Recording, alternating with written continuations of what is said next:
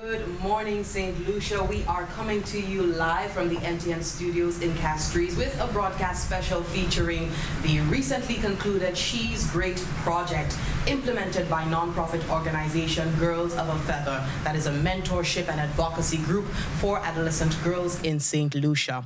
I am your host, Jessie Leonce, and St. Lucia was the only Eastern Caribbean country selected for the She's Great project. This initiative ran from November 2021 to August 2022 as an holistic community-based gender-responsive program for youth which sought to identify and transform gender stereotypes and build inclusive communities where students are equipped with the networks, science, technology, engineering, arts, design, and math, STEAM training, confidence, and leadership skills to fully participate in their communities and careers.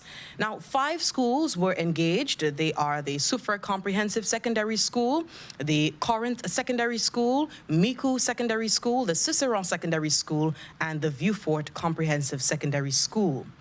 One of the critical elements of this project was establishing or assessing some of the peculiar, or rather not so peculiar, realities when it comes to gender roles and stereotypes and gender equality in our schools here in St. Lucia.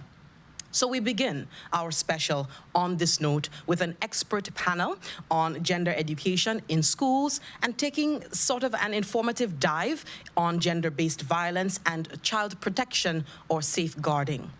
Welcome to Dr. Julius Gilliard, psychiatrist. We also have on panel Ms. Viviana Emile, social worker at the New Beginnings Transit Home, that is a safe housing for girls and boys in state care, and Ms. Binter Ernest, coming from the Department of Gender Affairs Officer. Good morning to you all. Thank you for being here. Good morning. Thank you for having me. I want to start with this question. I'm not sure who's going to take it on, but does our education system, in your expert opinion, competently tackle issues on gender roles or stereotypes and gender equality? Okay, I think I'll answer this question. Sure, Ms. Come Ernest. as Gender Affairs Officer. The idea of gender mainstreaming is actually quite nascent in St. Lucia. And from the Gender Affairs Department, we are responsible for implementing gender mainstreaming within, at least initially within government processes. So I think that, and we haven't established our gender focal points in every ministry as yet, but that is the intention, that is the goal. I think that our education system, it is on their radar to address gender stereotyping, to address gender issues, because the department collaborates with the Ministry of Education quite extensively. But I think that because it's in the nascent stages, we have not gotten to the places yet, because if we have, we would not see the gender differences in our workforce. We can see our workforce is very gendered to a major degree. There's a lot of sex segregation within our labor force. So we haven't gotten to this place as yet, but I think that this is something that we are aspiring to do, but we haven't arrived at the places yet. That's my response there.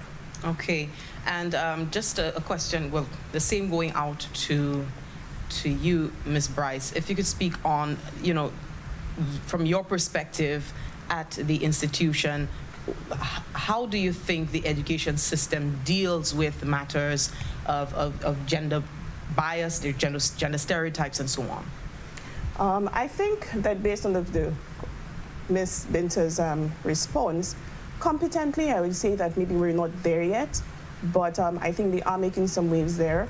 So I can well understand what they're doing. However, what has been happening is that as the school being part of the society, the society has a heavy hand in terms of gender roles and gender equality.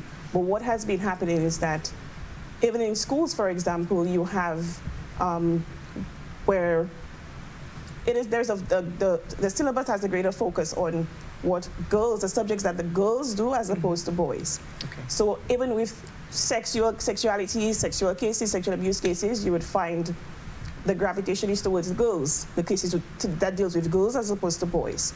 So as much as the Gender Education Office is making steps to that direction, I think there's a lot more that has to be done in that aspect.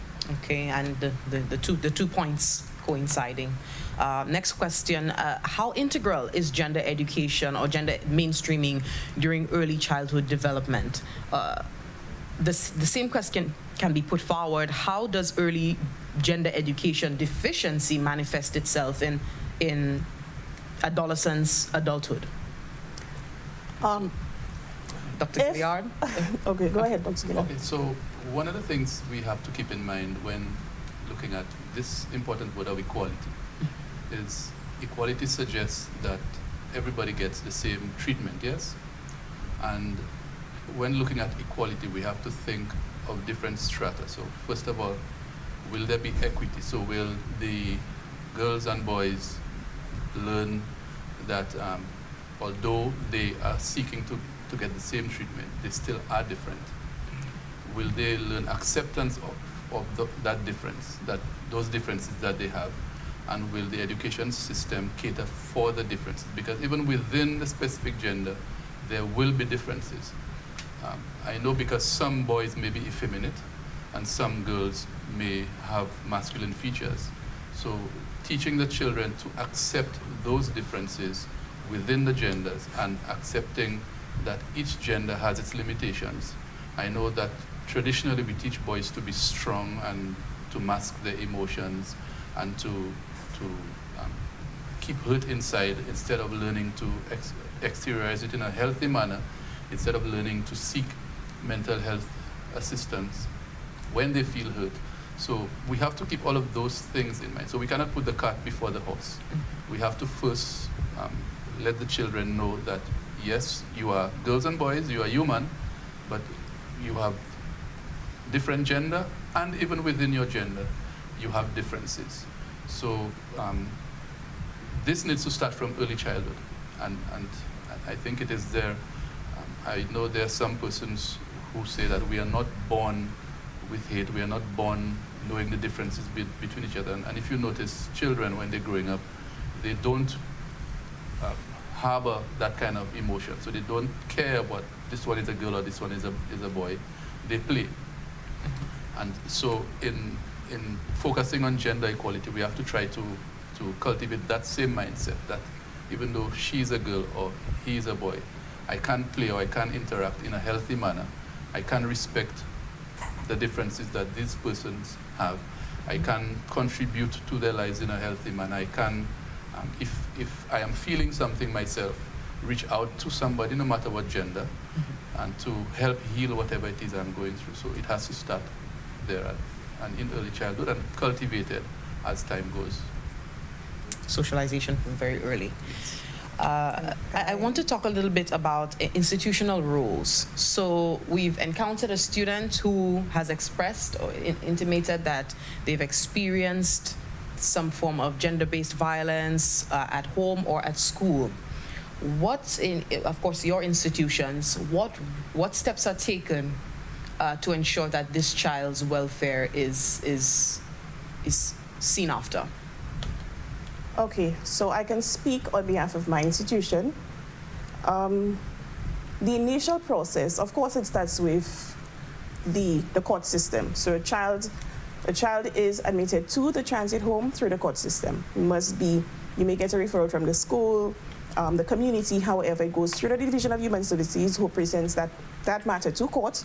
And if the magistrate sees it's fit for the child to be admitted to the home, then that is done. However, when the child is there and assigned a social worker, you now have to, if that child reports any kind of gender-based violence, whether it be at home or at school, then we, of course, would do our own assessments.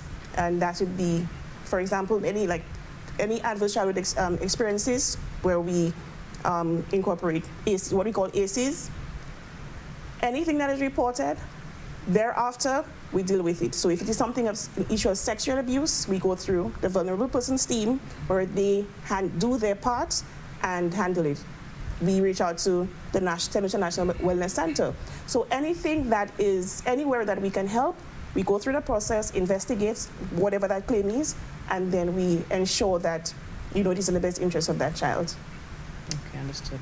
Okay. Ms. Ernest? Yes, from the Department of Gender Affairs, our role is the national coordinating agency as it relates to GBV, gender-based violence. So if a child or student does come up, what we want to ensure is that these persons are referred to the best service providers. So it is necessary within the education system, within communities and within the institutions within communities, that they are aware of the service providers. Because what the department actually did was to develop a referral pathway, which is a guide for service providers to know who are the service providers. Because sometimes service providers are not speaking to each other. There's lack of coordination. There's lack of standardization of services as well. There may be services which can at times be replicated. So the department's role is the coordinating role to ensure that we are in contact with all agencies, the service providers and the agencies that actually deal with children who will experience gender-based violence, and to ensure that all service providers are speaking to each other, there's coordination and there's standardization of services. So that is our role from gender. Understood. And Dr. Gilliard, you have a student in your care coming to see you routinely and breaks down to you and gives you that information. What is the response? So my response, if the person is not already referred from one of the agencies before, is to get them in contact with one of those agencies. It is important not to be judgmental, because it's something sometimes we mental health professionals do. So a child comes to us and then we question the validity of what the child is saying. Maybe one of the parents spoke to us before, so we've developed some kind of judgmental attitude about what is happening. So it is important to avoid being judgmental and avoid beforehand saying this is true or this is not true. So what we would do is to refer. So whatever investigating agency would look into the matter and maybe bring it before the courts. And if it does go before the courts, then the courts make the final decision. But our duty is to treat whatever results from the violence. So if it is some psychological trauma that the person has experienced, then we would refer to the adequate psychosocial agency within our department, and those persons would deal with the trauma. And if the person needs medication, then we prescribe and continue to evaluate over time. But usually we refer to psychosocial affairs within our department, or to the human services or whatever other agency deals with that, and the person gets treated adequately. But most importantly, like I said, we try to avoid being judgmental. Understood. Dr. Gilia, I want to ask, what is the reality that we're facing with young people in terms of psychiatric care? Not to do a self-grading on your part, but what is the success rate of passing through psychiatric care here in St. Lucia, and what is the rate of persons who are facing gender-based violence, young people facing violence in general, going through that process of recovery? So one of the issues with that is lack of data. So yes, we see persons, but concrete data I cannot give, because we have no studies that have been done to look at that.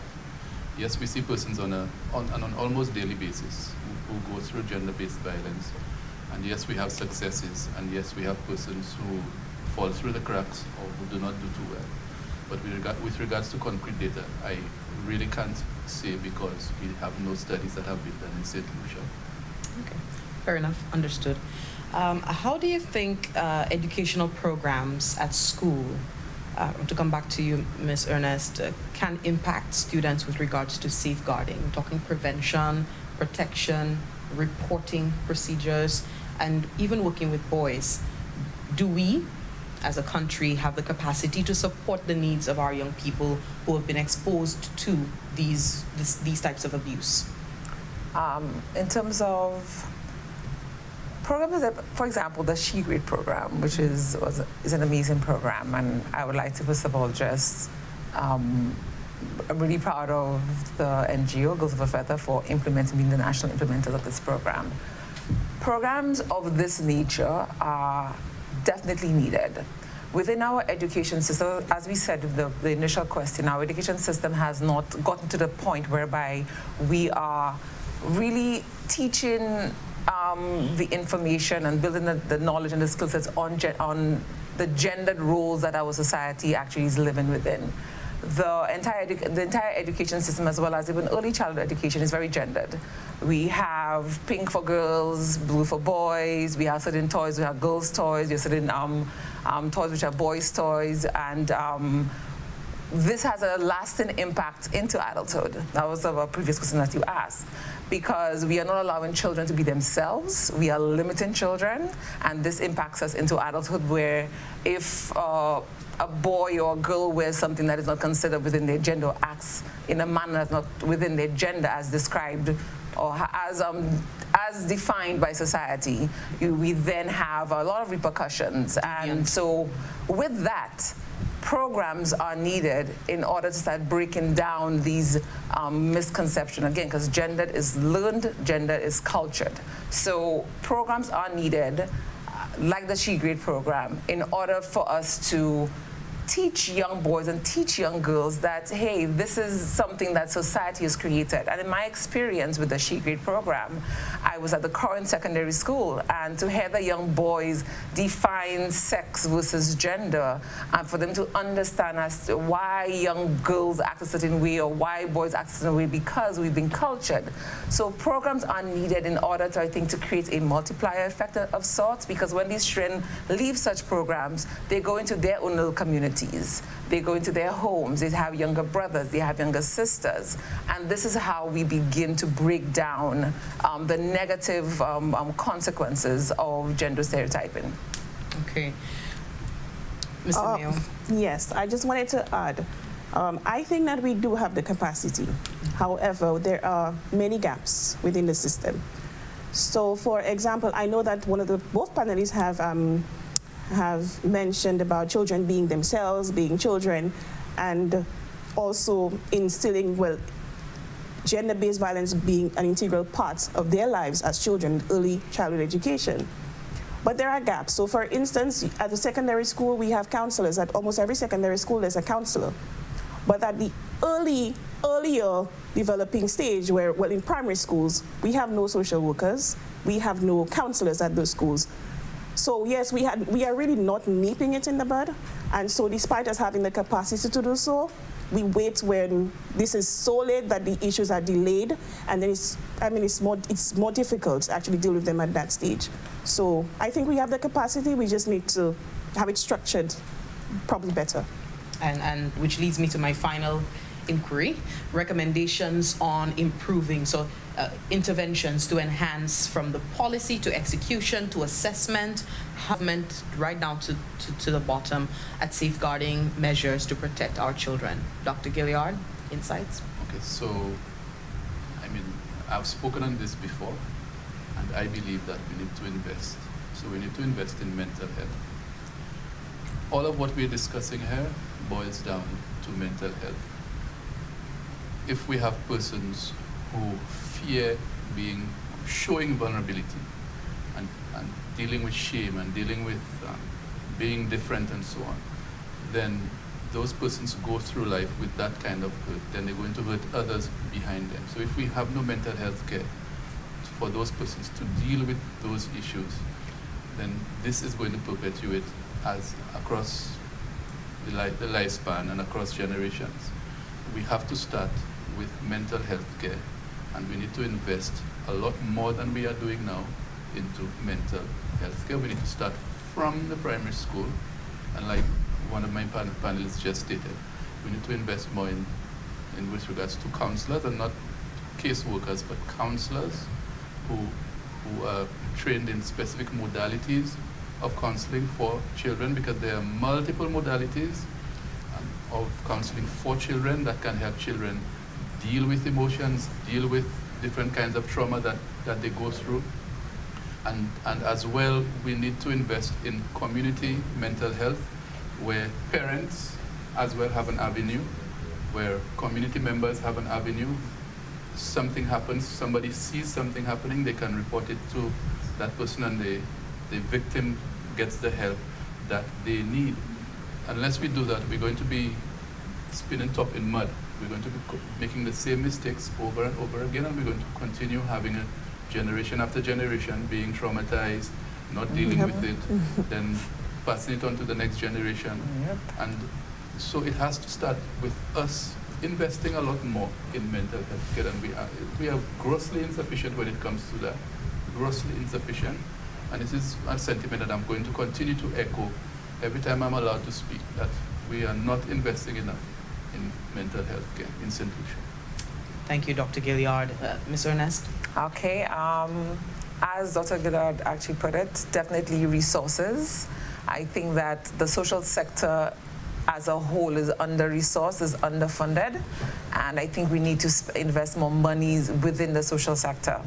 But as it relates to government and the community level, from top to bottom, I do believe there needs to be more coordination, more training, and training. Any persons or any organizations that actually tends to deal with children, they need to, I think, get the requisite training, as well as, for example, I am very passionate about community-based development. Very passionate about that. And we have lots of community organizations which are we have persons who just don't have the requisite skills and knowledge, and I think if we invest in putting the resources and government officials providing the necessary training and access to resources for these community-based organizations who deal with children in the schools, in health centers, in little NGOs within these communities, I think, and also teaching them to professionalize their services and professionalize their processes.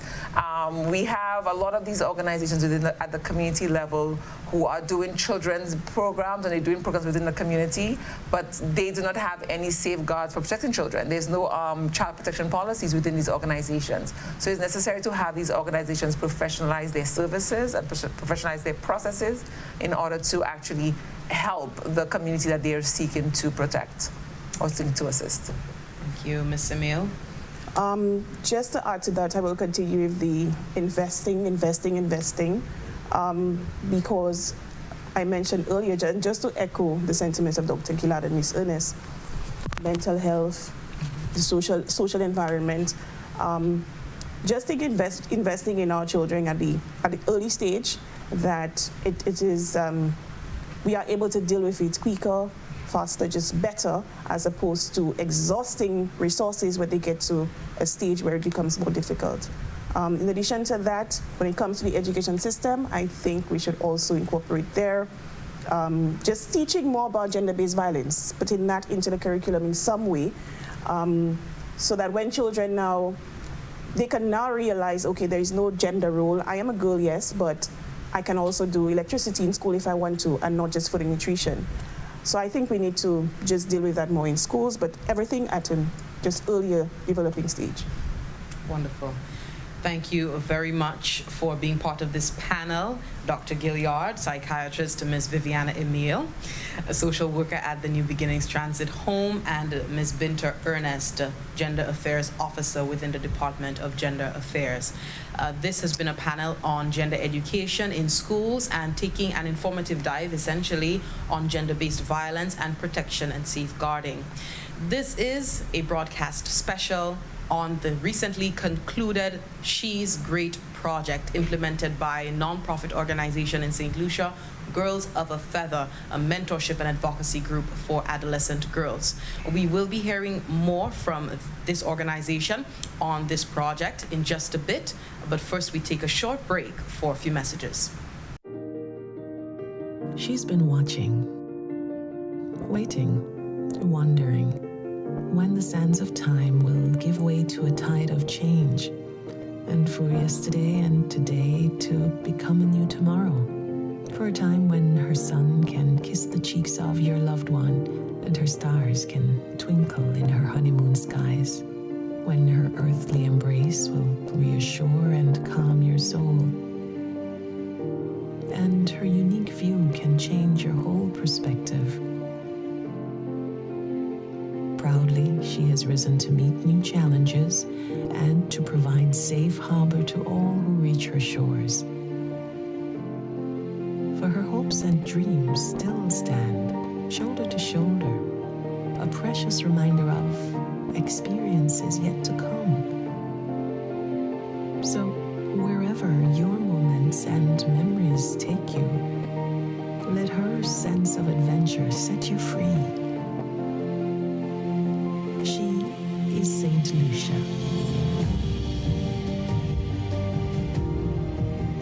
Let her inspire you.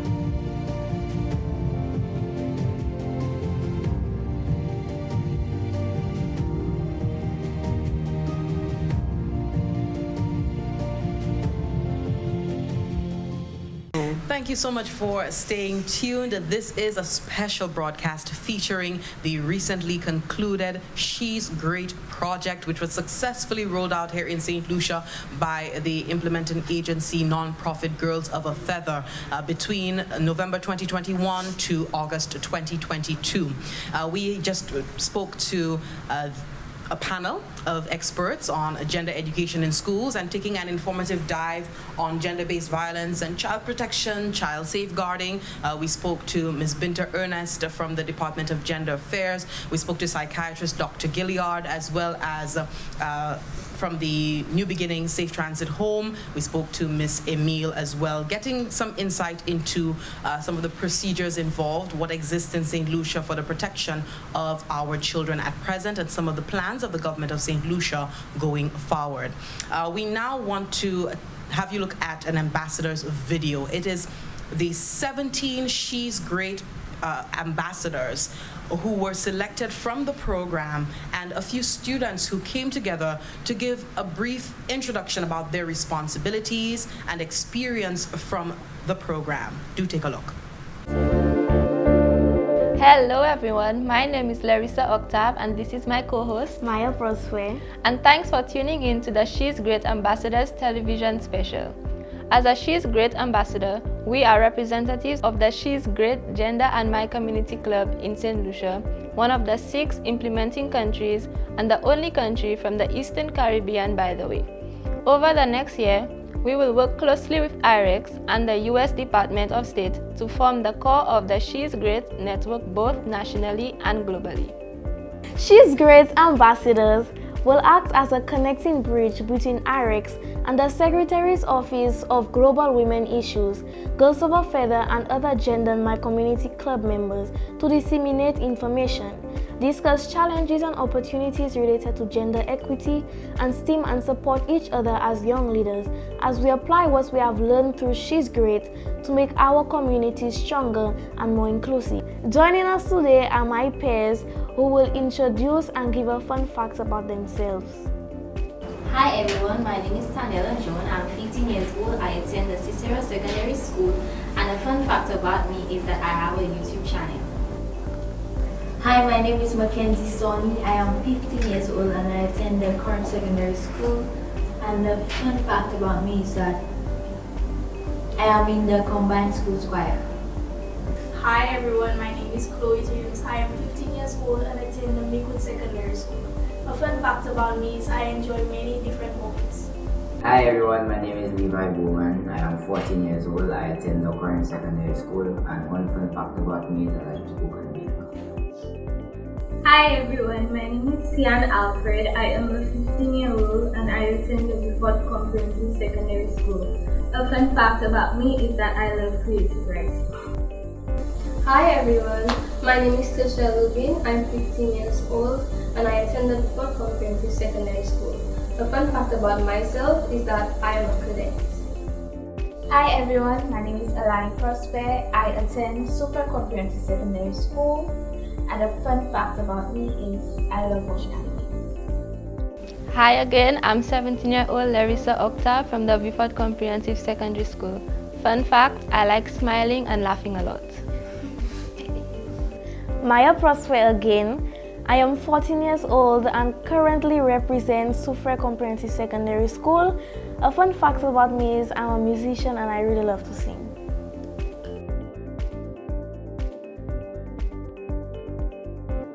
I, as an ambassador, I enjoyed interacting with my peers differently than when I would in class, because we would speak in class, but you would never think that you all had same views on certain topics. I enjoyed the STEAM camp.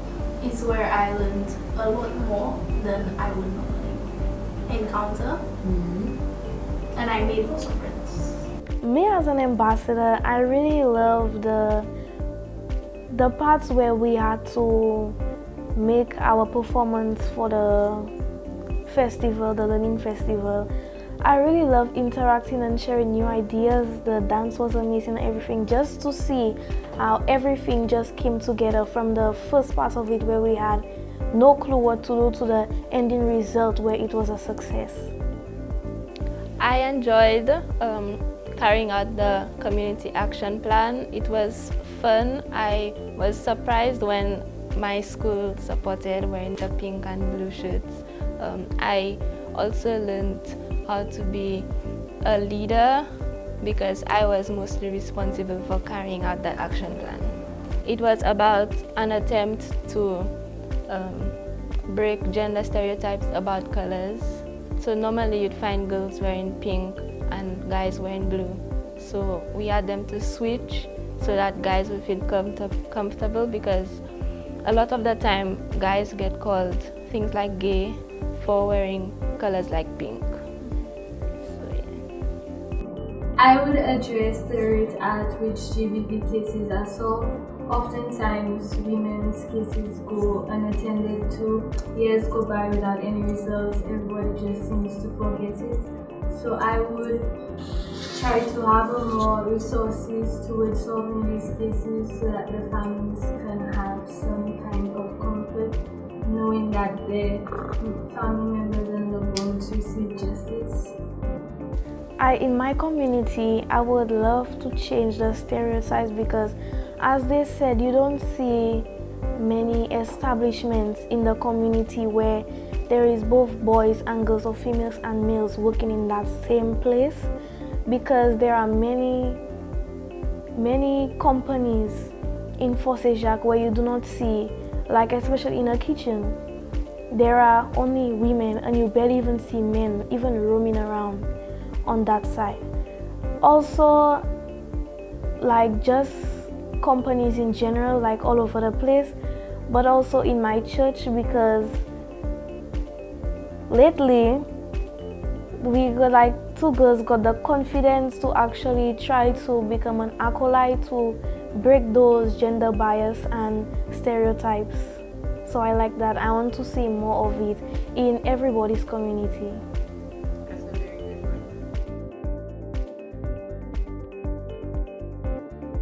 I would implement small clubs where not only like female clubs and male clubs, but together as one, because a lot of the time they create clubs, they tend to divide us, and that brings different gender stereotypes. Although they always talk about they want to break gender stereotypes, but they create a group of females alone and a group of males alone. So we have to do different clubs to get to know each other, to speak on different topics. What inspired you to join the club? Well, I did my SB about how the legal system enables perpetrators of violence against women, so I kind of felt that that club was suited for me in that aspect. What inspired me to join was that although I speak to my family, like my mother, my brothers about topics like that, I never had the confidence to speak about it to anybody else, because sometimes other people's opinions are scary and people not agreeing with you are scary sometimes. But when you in a space like this, you are open and free to share your own opinions, and although people might not agree with you all the time, you could still learn from them. Did you feel like as a boy in a mainly female club, did you feel like you were treated differently than the other girls, or you weren't as open to sharing your opinions? Okay, well, at first when I put my name down, the boys in my class around the school was teasing me about it because she's great and in my community I have nothing to do with that. But for me, I try to encourage some of my peers. I talk to them about it sometimes to not get them to join the club.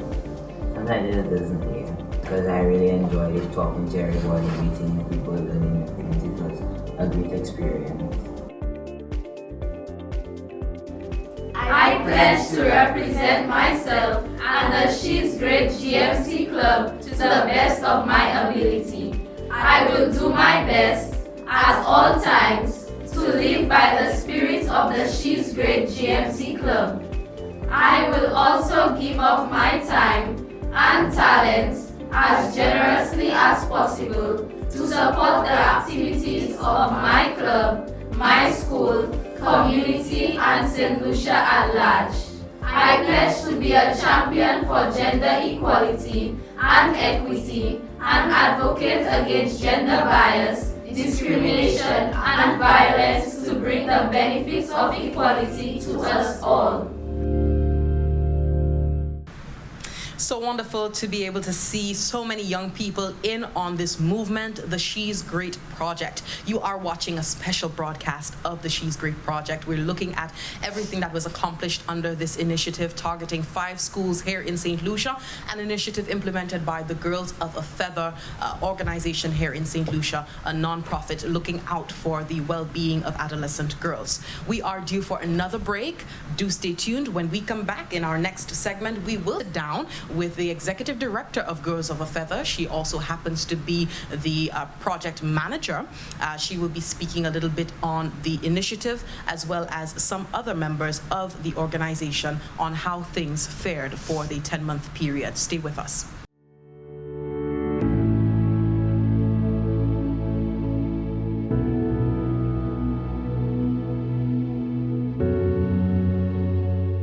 In 2019 and 2020, respectively, the government of St. Lucia passed the Public Health Smoking Control Amendment and the Public Health Smoking Control Regulations Act, which prohibits the smoking of cigarettes, other electronic devices, or any other substance in businesses and workplaces, public places like bars, restaurants, parks, and beaches, likewise in public transports, taxis, and terminals. We all need to be aware of these new laws and support the smoking restrictions to ensure our health and safety. Fines for offenses are up to $5,000 for individuals or $10,000 for business entities on summary conviction. In this era of COVID-19, smoking and exposure to smoking are unhealthy practices since they are associated with adverse outcomes for those who contract the disease. A smoke-free generation starts with you and me. This is a message from the Ministry of Health and Wellness, supported by Powell on this station. Thank you so much for staying tuned. We're having so much fun here at the NTN studios, taking a look back at the She's Great Project, an initiative implemented by the Girls of a Feather organization here in St. Lucia, a non-profit looking out for adolescent girls here on island. The She's Great Project, you heard from the 17 ambassadors what some of their roles were across the 5 schools that the project was implemented in. Earlier on, you heard from the panel, the expert panel, Dr. Gilliard, Ms. Binter Ernest, Ms. Emile, speaking on the situation that obtains here within our education system, some of the procedures that have been put in place for the safeguarding of our young people who may be exposed to abuse in its various forms, as well as some of the interventions of the government of St. Lucia, existing and future interventions to protect our young people from abuse. We now come to the part of this special that will give greater insight into the She's Great Project. Join me in welcoming for this brief interview Ms. Chelsea Foster. She is the Executive Director of Girls of a Feather. She's also the project director, I stand corrected, of the She's Great Project. And she will be providing an overview of the project. She also has in tow Ms. Amy Stephen. She's the project manager and essentially played a coordinating role for this initiative. And we have Ms. Diane Francis. More specifically, she focused in on the Miku Secondary School as a facilitator for the She's Great Project. Good day, ladies. Thank you so much for being here. Thank you. So we're going to start with you, Ms. Foster. Tell us a little bit about the She's Great Project. All right, so I want to start off by recognizing the partnering agency and the organization responsible for putting together this program, and that is IREX, the International Research and Exchanges Board, as well as the funders, the U.S. Department of State Secretary's Office of Global Women's Issues, for really coordinating this and selecting Girls of a Feather to implement this project. So we are grateful for that. As you mentioned, She's Great is a gender-responsive, community-based program that was implemented across 5 schools in St. Lucia. We were fortunate to have 91 out of our targeted 100 students participate up until the end of that program. And it's twofold basically, in the sense that we focus a lot on STEAM, so science, technology, engineering, arts, and math incorporated into that program, as well as developing the leadership skills and the advocacy skills of both young boys and girls. So the program, though it is named She's Great, it targeted both boys and girls, 75% girls and 25% boys in each school. So that was unique about that program, where we tried to ensure that boys were there to support, they were there to give their perspective, they were included, their voices were heard, as well as our young girls. So it was twofold in that sense, that we focused on the science part, as well as teaching gender education in the schools. There were a total of 3 phases in the program. So between January and I want to say about May, we had our Gender and My Community curriculum, where we had 2 facilitators and 2 institutional mentors work with students at each of those schools to really understand what gender was about, understanding gender-based violence, giving their perspectives on gender roles, gender stereotypes. And then to conclude, they were able to share what they learned from that after-school program at their learning festivals. They also got to participate in a STEAM camp at the end of the program, where they get to learn of different career opportunities, get to meet mentors from different sectors. I know we had an amazing career fair. They got to do field trips. So they got to learn a lot and meet different people in STEAM. And then they also got to do a little bit of design thinking, and looking at how can they use the information to design programs, community action projects specifically from their schools and in the community, where they can design and think of solutions based on specific issues that came up during their discussions. So we had different projects that looked at sexual and reproductive health. There was one school that actually incorporated STEAM into it, so they actually printed 3D modules of the reproductive system for women and taught students how to use menstrual cups. They even actually did a prototype of a menstrual cup at that school, at the current secondary school. So different projects that looked at gender-based issues were designed, and we're very happy with how it came out, how we concluded throughout the, I want to say roughly 8 to 10 months, because we started in January and we just ended this month. But a lot of positive feedback from the students, from the facilitators. We got to engage stakeholders in the schools, so teachers and principals, who got to reflect on the impact that it had had on the students, and the differences that they saw it make, whether it was a community project that they developed. They saw that the children were more vocal, more passionate, and just a lot of positive feedback, and was very exciting and very happy that we were really able to implement something like this in St. Lucia, and we're hoping that we can continue the conversation when it comes to gender and youth development. Wonderful. Ms. Francis, I want to come in on you. Speaking about the unique experience at the Miku Secondary School, talk to us about, the activities happening there. I know Ms. Foster indicated some of the activities overall, some of them more national, but what happened there, and some of the more outstanding, even success stories. Right. Okay, well, for my club specifically, we had one boy that sort of stood out. He was very vocal. He came in vocal. But by the end of the program, we realized that he was very empathetic towards the girls. He understood their struggles. He understood what it meant to go through youth and teenage life as a girl, and how to help protect them, how to stand up for them, without being aggressive or without being too, straightforward with his peers. But I think for me, what really stood out with all of my students is that they gained so much confidence just walking through life. Everybody that was shy or soft-spoken, they were able to, by the end of the program, speak up for themselves. And even if you disagreed, they were able to stand their ground. So I believe that this program helped a lot with leadership skills, empathy skills, great communication skills. And at the end, it helped them design their projects and helped them execute a project that they were proud of in the end. I would say. Wonderful. I'm coming to you, Ms. Stephen. This undertaking would require quite a few partnerships for the project. Speak to us about some of the engagement that you had with institutions outside of the schools to ensure that the events, the camp, the exhibitions were successful. That's a very salient point that you make there, because it's first of all, it's happening on a national level at 5 schools.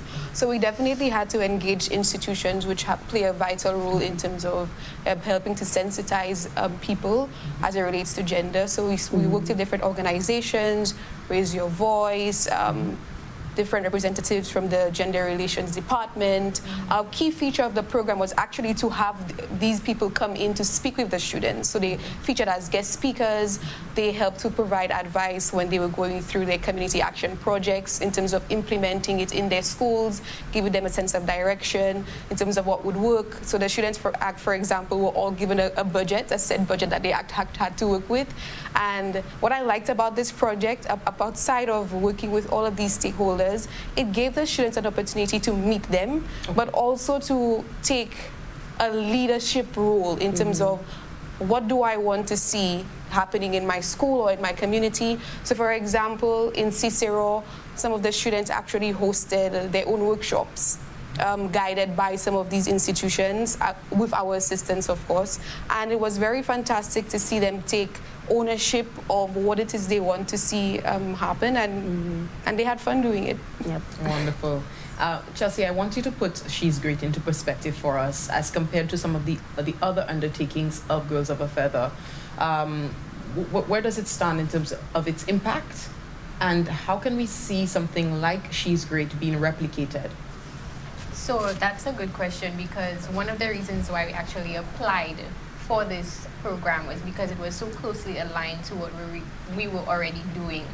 So prior to that, Diane was actually a Youth for Gender Equality ambassador with us. So even seeing her grow as a ambassador into a facilitator is exactly what we feel is needed in St. Lucia, where we can see where the understanding gender and being an advocate, being an activist comes into play at a school, at an institutional level. But as far as the She's Great program goes, I know for sure when we just started on Girls of a Feather, we are based in the north of the island. So I love the fact that they definitely wanted to decentralize the program. So you see schools in the south, you see on the west coast, on the east coast, and at the end, all the students got to meet each other. They got to learn about what community action projects that they had in their different communities. So I love that about it, that it brought that sense of togetherness amongst the students, and it was shared equally across the island. So every district got an opportunity to participate. As far as continuity, I would love to see a program. I know this is actually a pilot, and it's being run across 6 other countries, or well, it had been run across 6 other countries, but I would love for after-school activities like this to continue, whether it's an after-school program or one-time event. Teachers have reached out to us already and said that they would want for it to continue. I know when we had started, we had our Girls of a Feather clubs, but now that we see the engagement of boys, I know they ask about a Boys of a Feather, but I think I think continuing programs like these that's inclusive, that continue giving students a platform for them to speak out about gender justice and gender equality, and to have both male and female perspective. And even the training that the teachers got is something that we had done shortly prior to starting She's Great. So looking at training teachers, I know Binta mentioned it before, engaging different partners at a government level, at a community level, was so important. So I think it was definitely aligned, and definitely grateful that we got to implement a project like this. And even to touch on the safeguarding aspect, which was a key part of this program. All participants got training on safeguarding. And what is unique about this program is that we actually assign counselors to each school. So there were students who reached out to counselors and wanted assistance. There were a few safeguarding issues that came up that we were able to tend to because we had access to that. So looking at how everything came together and just knowing that the children had the support from their teachers, that we had support from IREX, that we had the support of the counselors, when we're touching on very sensitive matters with students. So being prepared in that manner, I think was very unique about this program, that they were able to take into account all key components that, you know, made this program successful. So yeah, definitely grateful and happy that we were able to really conclude on a positive note. Wonderful. I want to, I mean, safeguarding, well-being, wonderful, but I also want to talk on the capacity building. Mm-hmm. You mentioned the STEAM training, there was engagement, the various facilitators for really training and developing the person. Speak to us about that, Amy, Chelsea. Specific to STEAM? Not specifically to STEAM, but just the personal development beyond the recuperation, sort of. Okay, so the project started off with actually us going through the process of opening it up to anybody who wanted to be part of this program. So people went through the interview process to be a facilitator. And something we haven't mentioned is that we also had institutional mentors at each school. So teachers based in each school who would help to the students as they go through the day, help in terms of coordinating the program. So that was a very key component. In terms of personal development specifically, something that we're looking forward to is the ambassadorship program, which is set to continue after this program to allow the students to continue and take on more leadership roles as they continue in their schools. So we don't want something like She's Great to be just a one-off project. We want the students to feel like, you know what, after I've learned and benefited from what I've gone through with this program, how can I then start off something on my own with the assistance of my institutional mentors as well as facilitators? The program was designed to ensure that the students feel like they have a very good support system in Girls of a Feather, as well as their facilitators, their IMs, and the organizations that have partnered with this initiative. Okay, wonderful. And the feedback from facilitators so far? I'll let them Yes. Yeah. Come on. Talk to well, me. In my experience, Girls of a Feather has been sort of, well, that's their purpose, but they were amazing to partner with. They were the support, anything we needed, anything that came up. Sometimes a student would need emergency counseling, and I would call up Chelsea and we would be like, okay, we need to have that done by the end of the day or by tomorrow. So partnering with Girls of a Feather, I believe that this is something that all other schools should look out for. They should be calling Chelsea right now. How can we partner with you? Even the capacity building, it was amazing because a lot of the things I learned, I can now implement it in my personal life, my professional life. So it was amazing experience. Wonderful. Mm-hmm. Just making the round for final comments. Yeah. Just an additional part of this was that we had the involvement of parents. They were part of the learning festival with the students. We got some feedback from them. I know at the beginning there was a little bit of skepticism because of the name of the program and getting boys involved, but I think the parents were very critical and very supportive in making sure that it was successful, that the students continued to participate. I also want to mention again, I'm grateful to our partnering agency IREX and our funders, the U.S. Department of State Secretary's Office of Global Women's Issues, who helped us put this program together and were very, very supportive over the past 10 months. I know it was a lot of work. They were even coordinating in other countries while they were working with us, but I know that they were definitely making themselves available. And just to further expand on what Amy mentioned with the ambassadors, that these students are now going to be part of a global network. So we're students in Guatemala, in Jordan, in Kyrgyzstan. It's really great that we were able to create this platform where students can now meet others just like them in other parts of the world get to network and connect and see what's happening on their side of the world. So it was great having the support of our IREX consultants in St. Lucia, Miss Anya Edwin and Miss Steffi Alfred. They worked on coordinating in St. Lucia and working on our data collection. So that's another important aspect of this. There was a lot of evaluating involved in this program to assess what worked, what didn't work, that I'm hoping that IREX can share with us, and even St. Lucia as we talk about data collection and gender education and youth development. So we're hoping that that can be shared at a national level. But we are grateful for all the facilitators from the 5 secondary schools who supported, the institutional mentors, the principals who supported the after-school activities, making sure that the rooms were ready, that the students continue to participate. And of course, the students, we're grateful for them for continuing. I know some of them were doing SBAs, some of them had all kinds of extracurricular activities, but they remain committed to the program and they saw the value in it. And we're great that now they're able to be part of something bigger, part of something better, and helped in their personal development, because I know for some schools that they don't even have extracurricular activities in their schools, or they don't get chosen for different leadership opportunities in their school. So we're great that they got to explore different areas, different passions, or found their passions in this program, you know? So that's my 2 cents, very long. Very short. Nice and succinct. Yeah. But thank you very much. 91 students, 91 students impacted by the She's Great initiative. And of course, as you said, they have the opportunity to further expand their horizon with the overall project initiative. Okay.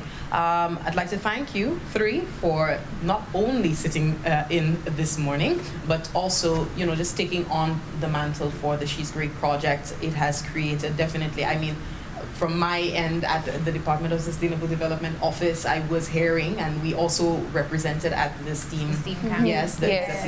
So, you know, I'm sure other people too, from their corner offices and their couches at home, they were hearing about the She's Great initiative, and I know that it is going to continue to have a ripple effect for other activities, just in case this pilot, you know, doesn't continue, but we know the impact remains, and the impact will even grow even bigger.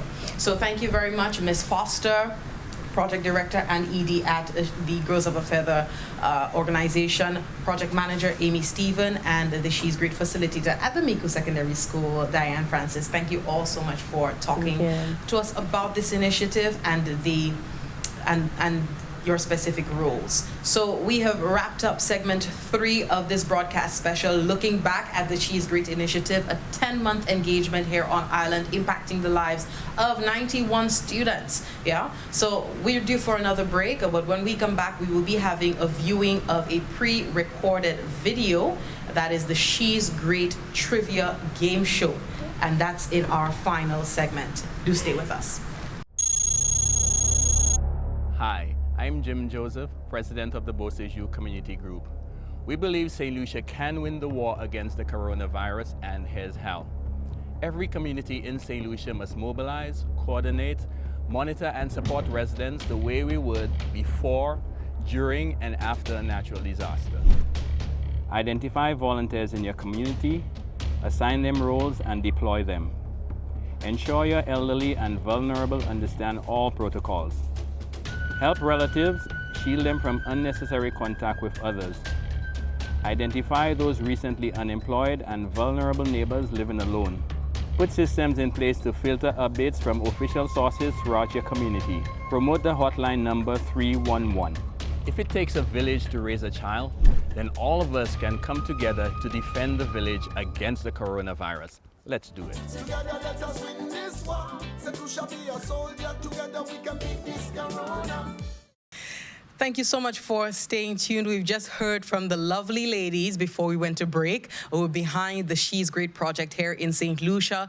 Diane Francis from the Miku Secondary School. She was talking about her facilitator experience there. We also had project director and manager from the Girls of a Feather organization, that is Chelsea Foster and Amy Stephen, talking about what it took to pull this off in a 10-month span. We really do appreciate their effort, and you so far have seen the impact with the ambassadors and also impacting 91 students across 5 secondary schools here on island. It was a pilot, but a very successful one at that. And we do hope that the work in terms of personal development, recuperation, welfare for our young people, protecting them from the ideas, the concepts of gender-based violence, and anything that is dangerous, deleterious to their well-being is, kept at bay.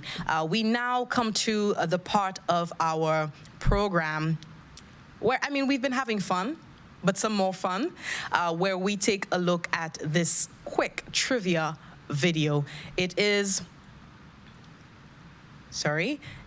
a quick trivia video, a viewing of the pre-recorded She's Great trivia game show. Now, this game show was pre-recorded with 5 students from each of the participating schools, where they were tested on the information from the project, the outputs of the project, as well as general knowledge on gender-based issues. So take a look.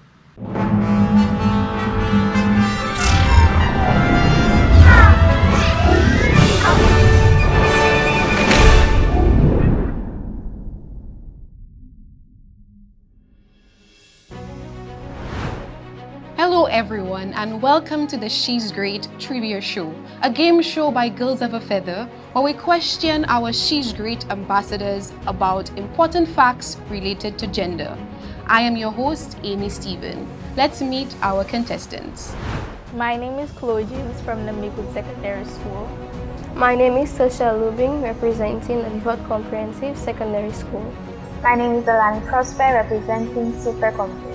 Hi, my name is Mackenzie Sonny, representing Corinth Secondary. Hi, my name is Janica Clary, representing the Cicero Secondary School.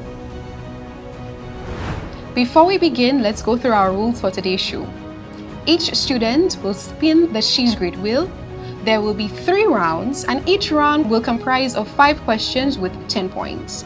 The categories for our questions today include pop culture, a look at gender and media, science, technology, engineering, arts and mathematics, questions from the STEAM camp, leadership, based on influential Caribbean leaders advocating for gender equality and empowering girls, history and gender in St. Lucia, and finally, the She's Great GMC curriculum. After each question, the students to buzz in first will have the chance to answer the question and secure points for your team. Your questions will either be in the form of multiple choice, true or false, fill in the blank, or open-ended. If a contestant answers incorrectly, another competitor will have a chance to redeem themselves and get another opportunity to gain points. The team with the highest score wins. Good luck, contestants, and let's begin. Okay, our first category is STEAM. Our first question. Engineering is the use of scientific principles to design and build machines, structures, and other items, including bridges, tunnels, roads, and buildings. Which of these engineering branches deals with the design and construction of public and private works such as infrastructure? Is it A, civil engineering, B, chemical engineering, or C, biomedical engineering? Annika? A, civil engineering. That is correct.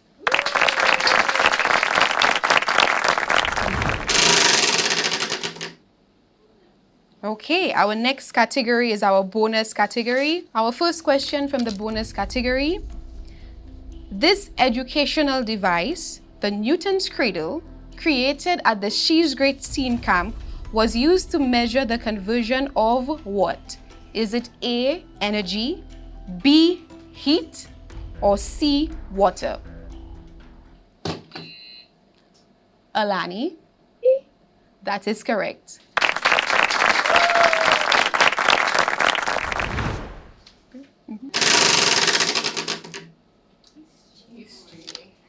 Our next category is history. Our first question, born in St. Lucia to an enslaved black woman, she is a St. Lucian revolutionary heroine who, after escaping the slave plantation, joined the Maroons, where she led a rebellion against the slave masters. Petroline. Can you say that again? Petroline. I'm sorry, that is incorrect. Anybody else wants to try?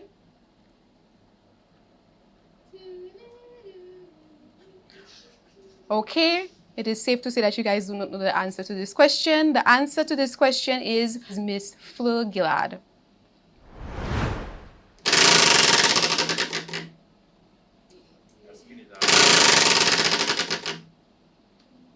Okay, we have another bonus question.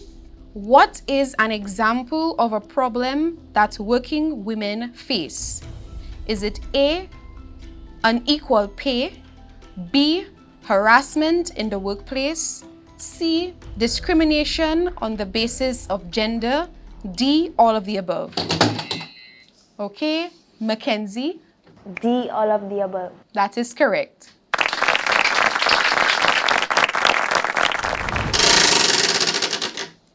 Our next category is STEAM.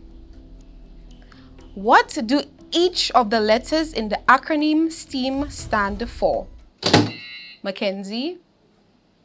Science, technology, engineering, arts, mathematics. That is correct.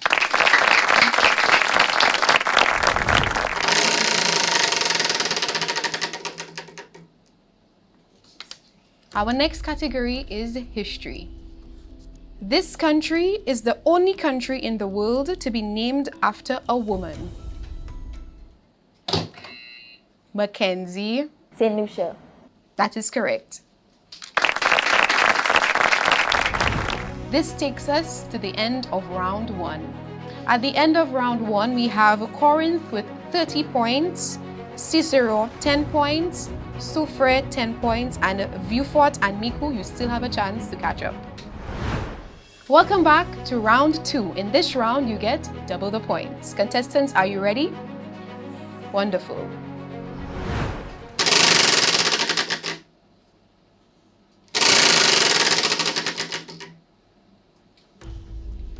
Our first category is leadership.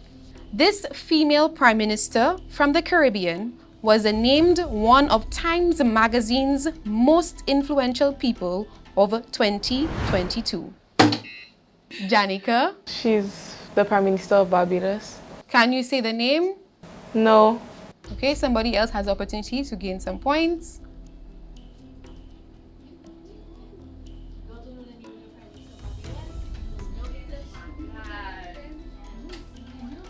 The answer to this question is Mia Motley.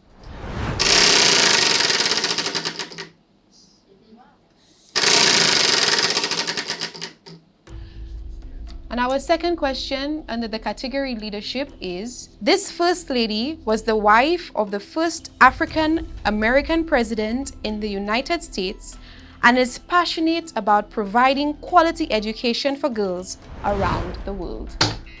Janica? Michelle Obama. That is correct.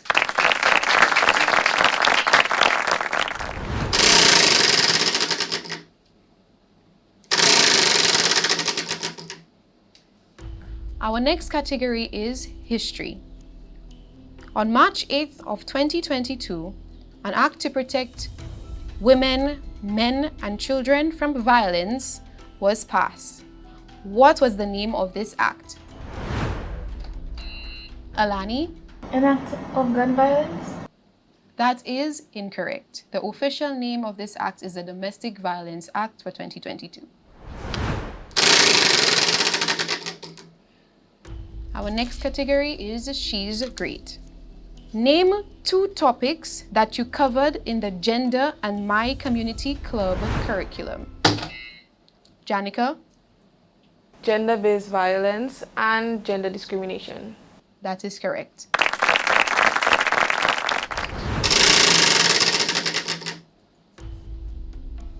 Our next category is leadership.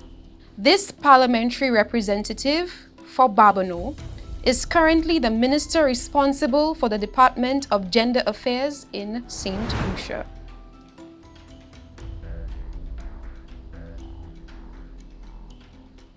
The answer to this question is Honorable Dr. Virginia Albert Poyot.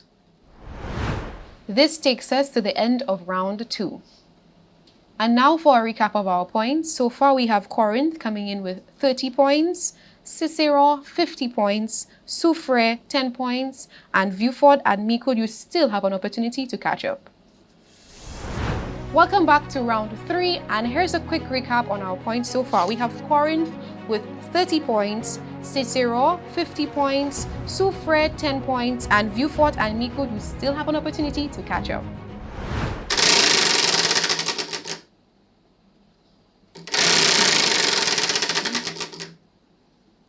Our first category for round 3, She's Great. Over the past 8 months, you've participated in 3 different program activities related to the She's Great program.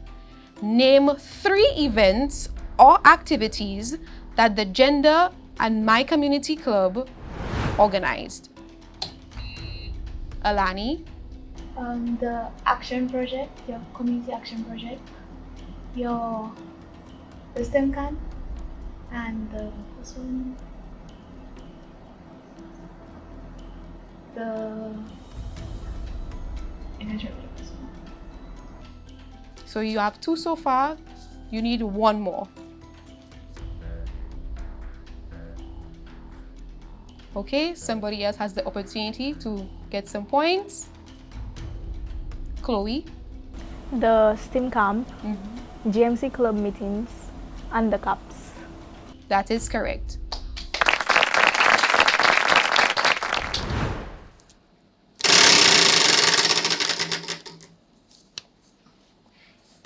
Our next category is leadership.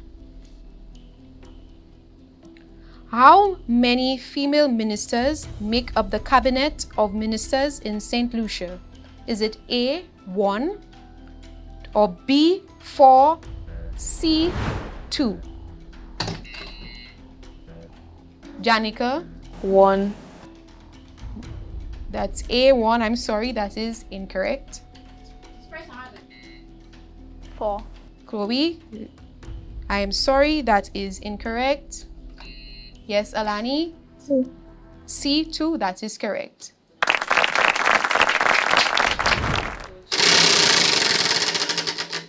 Yeah, Our next category is pop culture. This 22-year-old Jamaican artist is most known for their songs like West Indies and Toast. Chloe? Coffee. That is correct.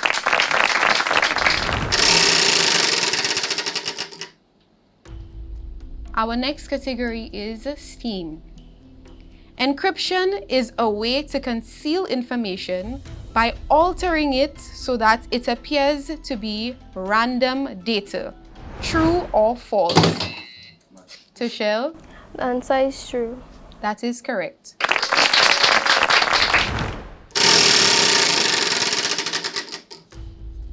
Our next category is She's Great. Name the organization responsible for the implementation of She's Great in St. Lucia. Alani? Girls All Academy. That is correct. This takes us to the end of round 3. Welcome back, and now for a quick recap of our points. We have Corinth Secondary with 30 points, Viewford Secondary with 10 points, Cicero 50 points, Soufre 20 points, and Meekwood Secondary with 10 points. This is our bonus round, and in this round, each school will select the category, starting with the school with the highest points. Janica? Pop culture. Okay, Janica, your question is, name this popular culinary chef who was the runner-up on the popular hit series Iron Chef and is the daughter of St. Lucia's first Prime Minister. Janine Compton. I'm sorry, that is incorrect. Alani? Nina Compton. That is correct. The second school to select your category is Corinth Secondary. Mackenzie, what is your category? Pop culture. Pop culture. Okay, your question is, this Barbadian singer was recently declared a national hero during its presidential inauguration, which served to mark the country becoming a republic. Is it A, Alison Hines, B, Rihanna, or C, Chantel? Miss Rihanna. That is correct. The next school to select the category is Soufre. Alani? Bonus. Bonus. Your question is, how many countries is the She's Great project currently being implemented in? Extra points if you can name 2 of them. 4 countries, St. Lucia and Guatemala. I'm sorry, Alani. The first part is incorrect. However, the second part is correct, so you will get half the marks. Before secondary, it's now your chance to choose your category. Pop culture. Pop culture. Okay, your question is, this well-known social media personality and comedian recently made history when he became the youngest ever St. Lucian Calypso king.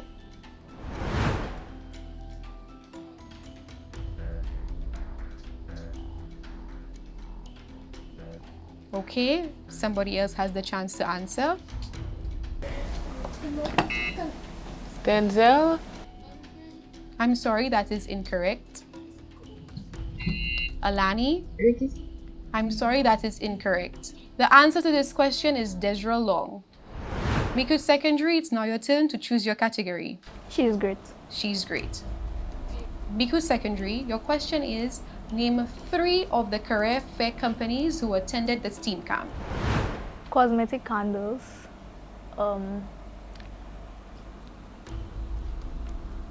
J&D 3D printing. And Okay, should I pass it on to somebody else? Okay, go on. Alani? Optronics, iCast, and Real 3D printing. That is correct. This takes us to the end of our She's Great trivia show. And now for a recap of our points. In the 5th place, we have Viewfort Comprehensive with 10 points. In 4th place, we have Miku Secondary with 20 points. In the 3rd place, we have Corinth Secondary with 40 points. And in 2nd place, we have Cicero with 50 points. And as our winner, we have Soufre Comprehensive with 60 points.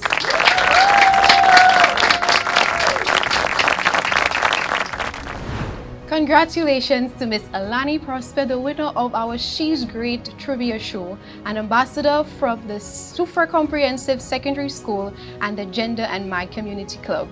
We want to take this opportunity to thank and acknowledge our partners, IREX, and donors from the U.S. Department of State and the Secretary's Office of Global Women's Issues for supporting this initiative. Thank you, viewers, for sticking with us throughout this program. To learn more about She's Great, you can visit our social media platforms at She's Great on Instagram and Girls of a Feather on Facebook, Instagram, YouTube, and Twitter. Thank you and goodbye.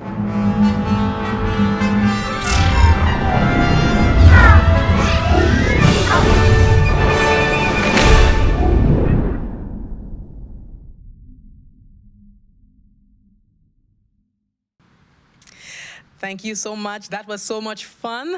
But we've come to the end. You know, time flies when you're having fun. We've so far been able to take a look back at the She's Great project, an initiative just recently concluded here on Island, put on, implemented by the Girls of a Feather organization, a mentorship and advocacy group for adolescent girls. And just quickly, the She's Great project, it was an holistic, community-based, gender-responsive program for young people seeking to identify and transform gender stereotypes and building inclusive communities where students were equipped with networks, training, STEAM training. By STEAM, we mean science, technology, engineering, arts, design, and math.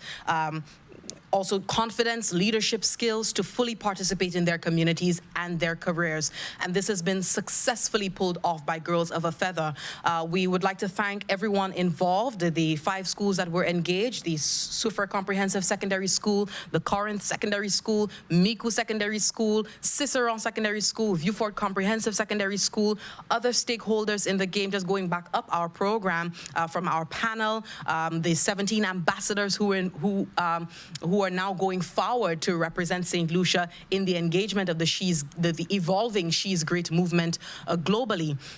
Also, the other institutions, the departments of government, and so on. Also want to take a look at, I know Chelsea Foster would not be pleased if we didn't mention our funders. So just a quick mention of our funders. We have the special recognition to our funders, our partners, IREX and the U.S. Department of State Secretary Office of Global Women's Issues. So we'd like to thank everyone involved in this initiative, and we continue to look out for how this engagement, this shot in the arm for our young people will evolve here in St. Lucia and the impact it'll have beyond.